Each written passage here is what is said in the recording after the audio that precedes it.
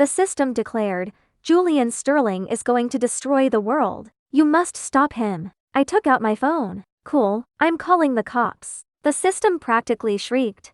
Stop. Do you even know what love is? Do you understand the meaning of redemption? Redemption. Save and redeem. I nodded. Got it. So the next day, when I tied Julian the billionaire heir to a chair in my tiny apartment, the system completely lost its mind, screaming, "You don't get it at all." The system's high-pitched ringing drilled into my head. I pressed my fingers to my temples. Didn't you say save? How am I supposed to save him without tying him up? How else am I supposed to get ransom money out of his family? The system sounded like it was about to combust. Are you a college student or a criminal? I swear I'm calling the cops on you. Chloe, haven't you read a single romance novel? Redemption means saving his soul, filling his heart with love and sunshine. I blinked. You want me a broke college student who coupons for groceries to save the soul of a billionaire worth hundreds of millions? And fill his heart with love? What the hell? I wake up every day and fight for survival. Where's my redemption arc? Honestly, maybe I'll destroy the world too. Julian finally woke up, dark eyes sharp as knives. How much do you want? He asked, completely calm. Wait, this was actually happening. $2,000. I blurted. Silence fell. The system froze. Julian froze. The system recovered first. Oh my god. Why did I pick someone this useless? Kidnapping is already bad, but who kidnaps a billionaire for $2,000? I rolled my eyes. If I ask for too much, it becomes a felony kidnapping. Do you know the law? Use your brain. After a long exhale, Julian said, I'll give you $20,000. Just untie me. He looked wildly out of place, this immaculate heir thrown onto my squeaky bed, arms and legs tied behind his back, posture humiliating yet expression maddeningly calm. You kidnapped me for $2,000? He asked. The system screamed in my head. Don't say it's for money. Make him feel your love. Love? Do you understand love? Under pressure, I forced out.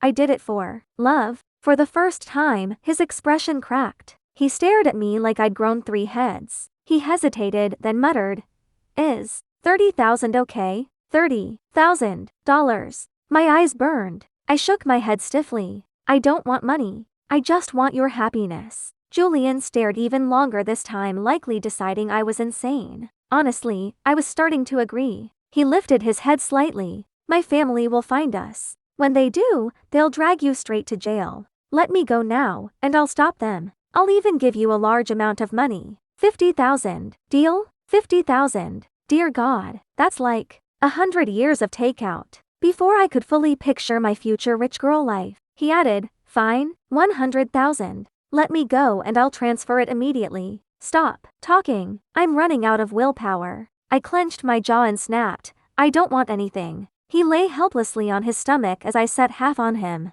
trying to untie the ropes while silently cursing the universe. Why was I the one saving him? Why couldn't he survive one day of my life, forget destroying the world? He wouldn't even destroy a sandwich. Fuming, I smacked the back of his head. Listen to me. Go back and live a decent life. Be positive. Love humanity. Donate to charity. And if you're bored, sponsor a per student like me. He went silent, face buried in my mattress. The system whispered solemnly, he definitely hates you now. Redemption will be harder. My hand froze. What do you mean? Is he going to take revenge? I don't know. The only thing the data says is he's vindictive, ruthless, and cruel. I stared at his rope-burned wrists. At the fact that I was literally sitting on a billionaire's ass. And that I had slapped him hard. Panic hit me. I scrambled off him and helped him sit up. With the purest innocent dear eyes I could manage. I said, I won't hurt you. And I don't want your money. But to make sure you won't take revenge on me later, I have to do one thing. Instant alert. What are you doing? He snapped. My hands trembled as I reached for his shirt buttons. You wouldn't dare. Oh, trust me, I don't want to either, I muttered, struggling with the stupid buttons. Just hold still. It'll be quick. Maybe the rope had loosened, but suddenly, Julian's hands slipped free. Before I could blink, he flipped me over and pinned me beneath him. His palm wrapped around my throat, cold and merciless. Who sent you? He demanded. The system? I confessed immediately. That useless, money-wasting system. Chloe, the system roared. You coward. Julian narrowed his eyes. What did it tell you to do? Make me love you. I paused. No, make you love me. My tone was embarrassingly sincere. Julian stared for a moment, then nodded slowly. Oh, I barely exhaled when his grip tightened, cutting off my breath. His voice turned soft, eerily soft. Relax. It'll be over soon. He sounded like death whispering in my ear. I panicked, grabbed the most vulnerable part of him, and squeezed. Mutual destruction, baby. His expression twisted in agony. His eyes went red. He eased his grip. I eased mine. Neither of us let go. The system, apparently traumatized beyond repair, started laughing manically. Haha, this is perfect. A redemption arc fueled purely by hatred. I give up. Goodbye. And then it flatlined into silence. Just as we were frozen in our unholy stalemate, the front door exploded open. Police. Reporters. Flashing lights everywhere. Reporters? For what? A beautiful woman rushed inside, sobbing dramatically. Julian, I thought you were. Her crying cut off as she stared at us, our position, our hands, our mutual chokehold. Julian calmly lowered his head and kissed my cheek. Baby, he murmured, let go first. We'll continue later. I reacted on instinct, throwing my hands over my face while remembering to stay in character. I'm so scared, I whimpered. It's okay. Julian sat up, gently ruffling my hair as he loosened the rope around his ankles. I think there's been a misunderstanding. There was absolutely no misunderstanding. The reporters were finally chased away, and Julian faced the police on his own. This is my girlfriend, he said calmly. We play like this sometimes. I nodded furiously in the background, chiming in, exactly. So, what about my door? No one cared about me, or my poor deceased door. Your stepmother called the police, an officer explained. She thought you'd been kidnapped by a gang. Julian's young, beautiful stepmother stood there looking guilty. Julian, I really thought you'd been abducted, that's why I called. Julian let out a cold laugh. Then I should thank you for caring so much. Hello? Does nobody care about my door? I rent this place. And I'm absolutely not paying to fix that thing. I jumped up, grabbed Julian's arm, and switched on my sweetest voice. Andy, you'll need to compensate me for the door. You wasted police resources and trespassed on private property. But considering your age, I won't make a big deal out of it. Just cover the repair costs and, a little emotional damage. Julian's stepmother froze, staring helplessly at him with teary eyes. Julian, nope, not falling for emotional manipulation. I cut in immediately. Andy, don't worry, we're family. I'd never scam you. You're such a generous person. You'd be upset if I didn't let you pay. Juju always says you're very giving. Juju? She blinked, stunned. Even Julian stared. I clung to his arm to stop him from turning hostile. Yup, that's my nickname for him. Calling him Julian feels so distant. Don't you think Juju sounds cute? Very uplifting? She opened her mouth, but I didn't give her the chance. I pulled out my phone and brought up my QR code. Here, let's add each other on WeChat. You can just transfer the money. She glanced at Julian, then back at me, and reluctantly added me. Taking classes for him? Taking exams? Picking up deliveries? She muttered, confused. Does Julian not pay you? I said proudly, we have a purely physical relationship. Julian's stepmother fell silent, turned around, and walked away. I called after her, don't forget the transfer, Auntie. She paused, then instantly sent me $5,000. Wow, rich people really are generous. I gave Julian a thumbs up. Juju, your stepmom is a philanthropist. Julian stared for a long moment, then suddenly smirked. With a face like his, that smile was lethal and dangerous. Since you've met my parent, he drawled, why don't you come home with me? I wanted to refuse, but his voice was laced with threat. Unless you want everyone to believe you really kidnapped me. The police were still nearby, so I swallowed every curse. Of course, I'd love to. Julian left someone else to handle the aftermath and prepared to take me home. I asked him to wait so I could pack. I picked up my cooking pot. Put it down, Julian said behind me. Fine. I grabbed my fan. Put it down. Desk lamp. Put it down. I spun around, ready to explode, but he cut ahead of me. I'll wire you 10,000 later. Don't bring anything, okay? My temper vanished instantly. Okay. In Julian's luxury car, I held my broken phone and grinned like a maniac. I'd made $15,000 in one day. Who wouldn't consider that a blessed life? Julian leaned back, eyes closed. What did you mean earlier about that system? It means what it means. I was too busy shopping for a new phone to care. He opened his eyes again. What's your name? Chloe? Chloe Fang. And your family? I'm an orphan. In college? He asked, lifting a brow. Yeah. I looked up from my phone. By the way, your whereabouts are ridiculously easy to track. Why were you sleeping on the rooftop? That's dangerous. If someone wanted to kill you, they could have tossed you off. Julian gave me a calm, unreadable stare. Then why didn't you throw me off? I immediately defended myself. Hey, be careful with accusations. I'm not some deranged killer. I just wanted to redeem you. Redeem? His lips curled. So you'll redeem me in the future too? I pressed my hands together like a monk. Actually, I fully support you destroying the world. After I finish spending this 15,000, can you blow everything up? I don't want to go back to being broke. Julian raised a brow. I'm going to destroy the world in the future? Wait, so he wasn't planning that yet? Panic. I called out to the useless system in my head. Come out. What now? Tell me what to say. Silence. Julian was staring at me with those dark peach blossom eyes, impossibly clear. I laughed weakly. Okay, I was joking. He smiled without saying a word. The more he smiled, the more terrified I became. Why would you want to destroy the world anyway? No reason, right? Juju.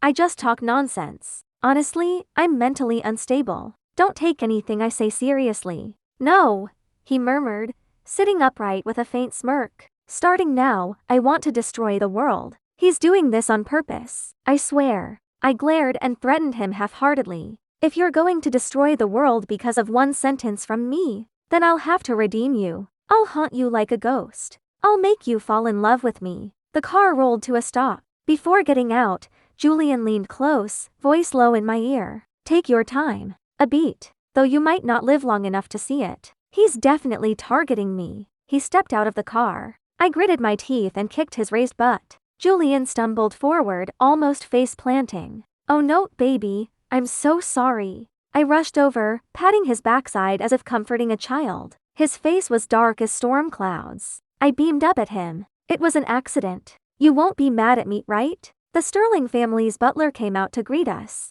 Instantly, Julian smiled. A dangerous one. He pinched my cheek hard. How could I be mad? You're adorable. So adorable I could strangle you. My cheek throbbed, but I kept smiling and pinched his right back. Baby, I love you so much I want to strangle you too. Julian and I walked into the Sterling mansion with matching red marks on our faces. Grandpa Sterling was already waiting, excited out of his mind after hearing he suddenly had a granddaughter-in-law. Julian's stepmother sat beside him, obedient and quiet, head lowered like a well-trained porcelain doll. I was dressed plainly for a family like this. I thought he would look down on me, but the old man actually looked pleased. Kids these days are rarely this simple and unpretentious, he praised. Sir, open your eyes. Every broke person is unpretentious. Then he suddenly frowned. Eh? Why do you both have red marks on your faces? I smiled sweetly and touched my cheek. We just love to play a little rough.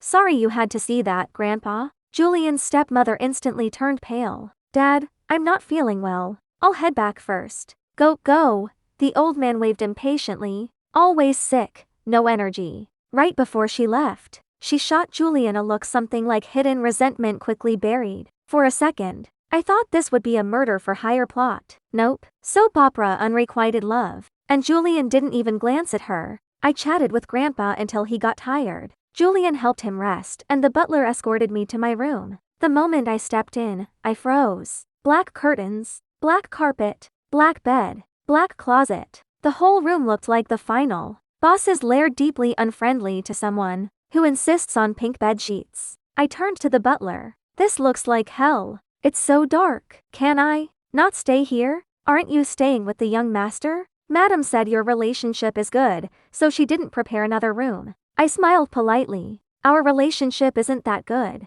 Can you? Before I could finish, Julian appeared behind me. Uncle How, she's staying with me. You can go. Then he turned to me with that mild, fake smile. Baby, stop joking, or people will think we're lying. Under coercion, I swallowed my rage and stepped into the gloom-drenched room. The door closed. Julian flipped on the lights, but it still felt like dusk. You didn't tell me we were sharing a room, I said resentfully. Didn't you want to make me fall in love with you? Julian walked past me, unbuckling his watch. If we live together day and night, maybe you'll succeed. This man was insane. And I definitely did not have the charm to make him fall for me. But since I was stuck here, I could only adapt. So we're sleeping in the same bed? I asked the most important question. Julian opened a cabinet, pulled out an expensive-looking bottle of wine, and poured himself a glass. You can sleep on the floor or the sofa. But I will never sleep on the floor or sofa. I snorted. Then we're sharing the bed. If I snore or grind my teeth or fart at night, don't regret it. Julian stayed calm. If I sleepwalk, don't be scared. A worthy opponent indeed. The wine looked expensive. I grabbed the bottle and poured myself a glass. A pricey wine like this? Not drinking it would be a crime. It was my first time drinking liquor. I downed the whole glass in one go. Julian looked over but stayed silent. What kind of garbage wine is this? So bitter. Bitter and spicy. I choked so hard I saw my ancestors. Soon, my chest felt hot and my mind went fuzzy. I slumped beside Julian and stared at his face, forgetting what I wanted to say. After a long moment, clarity struck. I cupped his face and announced loudly, I remember. I wanted to tell you you're actually pretty big. Julian slapped my hand away, ears instantly turning red. What nonsense are you talking about? I took the chance to comfort him. Come on. You're rich, handsome, well-educated, and impressively equipped. What do you have to be unhappy about? Thinking of my own miserable life made the comparison a joke. I sighed. I can't even imagine what kind of troubles you could possibly have. Then I remembered the philanthropist stepmother. Wait, don't tell me you have unrequited love? Please. Your dad will die sooner or later. Your good days are coming. Julian finally snapped and shoved me away. I drifted onto the sofa like a falling leaf. Fine. Wherever I landed was my bed. Don't sleep. Julian tapped my cheek. Tell me everything you know. Why? Sleeping was my only happiness in life. Before this, I had school and work and barely slept at all. Now even here I was being deprived. I felt wronged enough to cry. Why can't I sleep? I haven't slept well in forever. Julian frowned, voice low. I'll let you sleep after you finish talking. What did the system tell you? I thought for a moment. He said you're going to destroy the world and no one can stop you. He said you're vindictive and ruthless. He told me to love you, bring sunshine into your heart, treat you well, and redeem you. And nothing else, I mumbled, eyes closing. Julian picked me up, forcing me awake. Did someone send you to kill me? Is the system a code name? Where is he? This man had terminal persecution issues. No. I sighed. The system is just a system. He crashed. How would I know anything? I leaned against his shoulder, too tired to care. Do you have paranoia? Do you think the whole world is out to get you? I'm the only person obligated to be nice to you. And you don't even appreciate it. Julian fell silent. I drifted off. And then I had a nightmare. A giant black python wrapped around me, squeezing tighter and tighter. No biting, just waiting for me to suffocate. The sensation was horribly real. I clawed, trying to break free. Help, don't eat me. At the last second, I broke through, swung my hand, and slapped the python's head. A crisp smack echoed. My palm stung. I opened my eyes, dazed. Julian was holding me in an extremely ambiguous posture, head buried in my hair like he was smelling me. What are you doing? I croaked. He didn't change expression and didn't explain. He simply let go. A bright red handprint sat on his fair cheek. Before I could ask whether he was planning to murder me, the butler knocked. Sir is asking for you too. Yes, he has persecution mania. He's had it since childhood. Even after treatment, he still believes the world is out to get him. Chloe had fallen asleep in his arms. Julian hesitated, then didn't move her. She smelled reassuring. Holding her felt safe somehow. At first, he only planned to hold her for a moment. Somehow, it became holding her tightly. Then slap. Julian went still. They locked eyes. She looked unexpectedly cute like this. Bright eyes, like a puppy. He wanted to laugh, but held back. If Chloe knew what he was thinking, she'd leap up and smack him, flailing her little claws fearless of everything. Chloe walked ahead confidently, even though she'd never been here and never met his father. As if she could solve anything. Julian followed right behind her. Julian's father was furious about what happened today. He didn't bother to hide his disappointment and told Julian to break up with me as soon as possible. I lowered my gaze, but Julian didn't seem to care at all. He held my hand in his, kneading it like putty, even pinching my fingertips. I shot him an annoyed look. Seriously? Do you have a death wish? This is a hand, not a stress ball. Father Sterling noticed his little movements too. His face darkened, and he slammed the table so hard the sound echoed. Look at what you've become. Julian only smiled, perfectly pleased with himself. I stared at him silently. Does he have oppositional defiant disorder or something? And I won't even start on that slap mark on your face. Father Sterling barked. He glanced at me, then marched to the safe behind him, pulled out several stacks of cash, and slammed them on the table. That finally got a reaction out of me. I yanked my hand back, straightened up, and stared at the money like a starving cat spotting a goldfish. Come on, throw it at me. Let cash rain on me. Let me take the money and leave in dignity. Father Sterling's face flushed red. He jabbed a finger at Julian and roared. Slap him again, and all of this is yours. My eyes practically sparkled. Seriously? Is money always this easy? You wouldn't dare, Julian muttered, giving me a warning look. I slapped him without hesitation. Bold, I snapped. Is this how you talk to your father? I slapped you not for the money, but because you failed to appreciate your father's efforts. Julian glared at me darkly. I widened my eyes right back. What are you looking at? Apologize to your dad. I sprang to my feet and said earnestly, I know you're a good son. Uncle treats you so well. I can't stand watching your relationship fall apart because of me. I have no choice. Juju, I love you so much. But I have to go. Let's break up. My eyes were dry, but my tone could have won an Oscar. I reached toward the tens of thousands on the table. So heartbroken. So devastated. I must run away. With the money. But just as my fingers touched the bills, Father Sterling grabbed my hand, looking unexpectedly moved. Chloe, sensible children like you are rare these days. I spoke too harshly. I froze. Now that I think about it, he continued, you and Julian are a good match. You should keep him in line. Julian stood up too, slipping an arm around me. Dad, finally. You see it now? Chloe is simple, honest, not greedy at all. You offered her money and she didn't even want it. Father Sterling withdrew his hand awkwardly and shoved the money back into the safe. I misjudged you, Chloe. Don't hold it against me. I genuinely wanted to cry this time. Losing money hurts more than heartbreak. At dinner, still in a daze, I learned Julian had two younger brothers. Ryan was closest to his age, though they looked nothing alike. He sat at the far end of the table, eyes lowered, quiet and obedient. Then there was little Nate, 4 years old, round and adorable. Julian's stepmother, Catherine, used to attend the same school as me. She married Father Sterling right after college. Despite the wealth, the Sterling family wasn't complicated.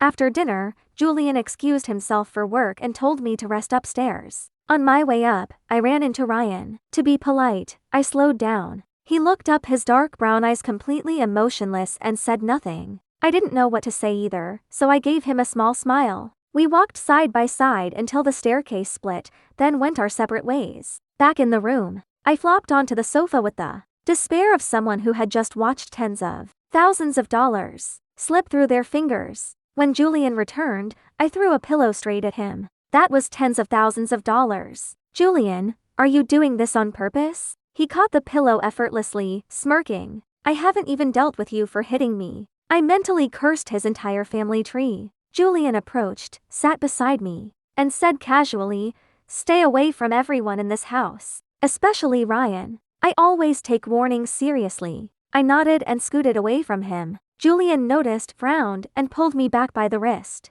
Not me. He flicked my forehead lightly. Aren't you afraid someone might try to hurt you? I wanted to tell him no one in this world was scarier than him, but instead, I answered truthfully. Nothing scares me except poverty. If I have money, I'm invincible. Julian's lips curved slightly, but he didn't comment. The sofa was huge. He read beside me while I curled up near his legs, catching up on villain redemption novels. The quiet was relaxing, maybe too relaxing, because my mind drifted. Suddenly, I sat up. Julian looked at me. Were you bullied? I asked seriously. No, he said instantly. I pressed on. By your family? Still no change in expression. No, no one in this house can touch me. That made no sense. There's always a reason someone becomes a villain. I grabbed his hand, ready to warm his traumatized heart through sheer physical contact. Then be honest. Are you rebellious because of Catherine? Catherine. Yes, she's annoying.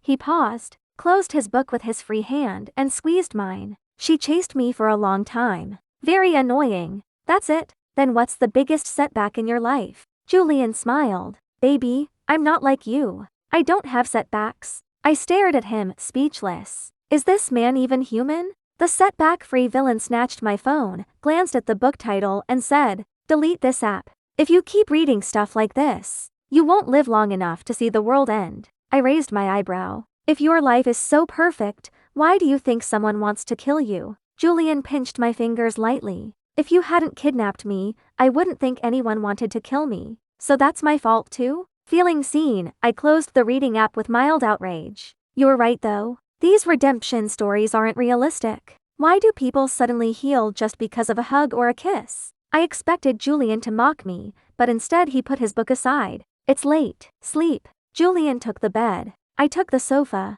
I'd slept in far worse places. A large, soft sofa felt like luxury. The pitch-black room helped me drift off quickly, but I dreamt again of a giant python coiling around me, squeezing tighter and tighter, even biting my neck. Why pythons? Why always pythons? Half awake, half asleep, I felt something warm at my neck. Someone's breath. Someone's arms wrapped around my waist, pulling me close. I opened my eyes slowly. The room was still pitch dark. I couldn't see who it was, but the hot breath against my throat and chest told me enough. Julian was buried against my neck like a dying soul clinging to life, breathing me in as if he were a wilted plant and I was the only source of water.